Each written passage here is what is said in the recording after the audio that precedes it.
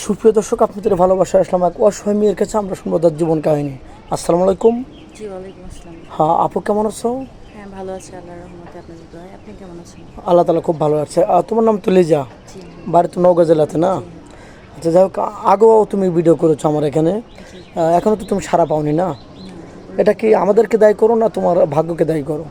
কি বলবো, আমার ভাগ্যই। যখন আপনাদের এখানে হাজার হাজার মেয়ে আসে, তারা হচ্ছে কারো না কারো জীবনের সঙ্গে জড়িয়ে যায়, তাদের ভালো সংসার হচ্ছে, পরিবার হচ্ছে। এখানে আমি এখনো এইভাবে, আমার তো খারাপ লাগে। এটা বলবো যে আমার ভাগ্য খারাপ, আমার কপাল খারাপ, এরকম কিছু একটা মনে হয়। হ্যাঁ, বুঝতে পারছি। বাকিটা আচ্ছা, তোমার আল্লাহর কি যৌথ ফ্যামিলি ভালো লাগে না সিঙ্গেল ফ্যামিলি ভালো লাগে?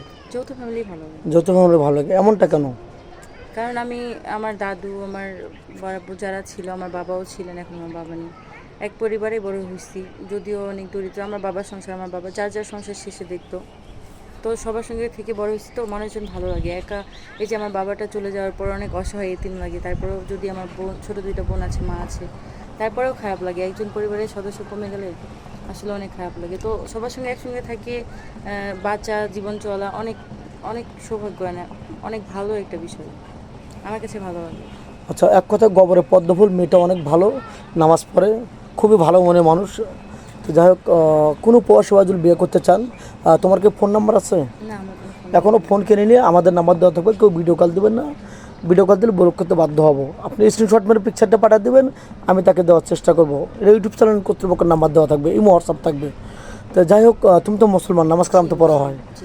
আচ্ছা, কোনো প্রবাসী ভাই যদি তোমাকে বিয়ে শাদী করে বাইরে নিয়ে যেতে চান, তোমার কি আপত্তি থাকবে? না, কখনোই না, আপত্তি কিসে থাকবে। আমার মা তো চাই যে আমার একটা বিয়ে শাদী হোক, সংসার হোক।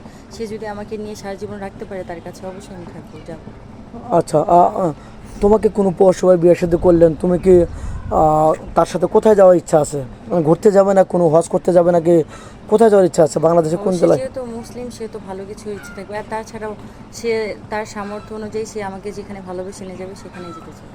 মানে স্বামীর খুশি তোমার খুশি হ্যাঁ, নাকি? এরকম। যাই হোক, একটা স্বামী স্ত্রীর কাছে যেটা চায়, একটু ভালোবাসা, সে কষ্টে থাকবে, সে 12 ঘন্টা ডিউটি করে এসে একটু স্বামী চায় কি স্ত্রী একটু ভালোবাসা, না একটু ভালো কথা বলবে, একটু স্বামীকে কেয়ারিং করবে, এটুকুই তো স্বামীর চাওয়া নাকি?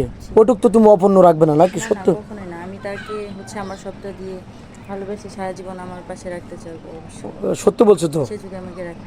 আচ্ছা, পরে তো প্রতারণা বা সলসাতুরি বেমানি করবে না? না না, কখনো। ও, আচ্ছা, যাই হোক, বাংলাদেশের 64 জেলা কোন জেলাটা তোমার ভালো লাগে? জানি না তো, সেরকম কোনো জেলা ঘোরা হয় মানে নাই। তোমার তবে জেলা, আমার এলাকা আমার কাছে ভালো। মানে তোমার মাতৃভূমি তোমার কাছে ভালো লাগে, যেটা তোমার নওগাঁতে নাকি? জি তারপরে তোমার কপালে যেখানে বিয়ে হবে সেখানে তুমি মেনে নিতে পারবে, জি স্বামীর সাথে থাকতে পারবে।